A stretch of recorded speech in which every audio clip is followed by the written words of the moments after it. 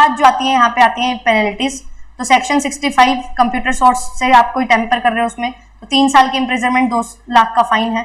Computer system hack कर रहे हो, कोई कम्युनिकेशन डिवाइस आपने चुरा लिया, किसी की कंप्यूटर चुरा लिया है तो 3 साल की यहाँ पे सजा होती है, ठीक है। फाइन लगता है 5 लाख का अगर आप हैक कर रहे हो कंप्यूटर सिस्टम को, 1 लाख का फाइन अगर आप कोई चीज को चुरा रहे हो। पासवर्ड यूज कर रहे हो किसी और पर्सन का, 3 लाख साल की सजा और 1 लाख का फाइन।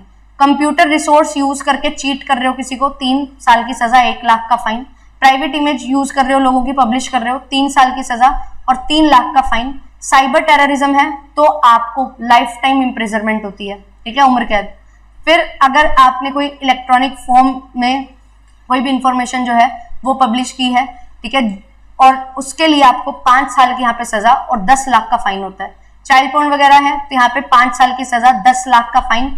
फिर भी आप वही काम सेम रिपीट कर रहे हो तो अगर दूसरी बार वो काम करते हो 7 साल की सजा और 10 लाख का फाइन होता है, ठीक है। आपके पास कुछ आपको रिकॉर्ड्स मेंटेन करने थे अपने डिजिटली या जो भी कंप्यूटर्स में, वो आप रिकॉर्ड मेंटेन नहीं कर पाए हो तो सेक्शन 67C जो है इसमें आपको 3 साल की सजा और फाइन यहाँ पे स्पेसिफाइड नहीं है, 3 साल की सजा होती है, ये ध्यान रखना अगर आप रिकॉर्ड मेंटेन नहीं कर पाए हो।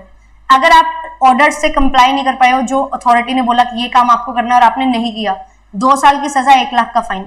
डेटा को डिक्रिप्ट नहीं कर पाए हो, 7 साल की सजा और पॉसिबल फाइन।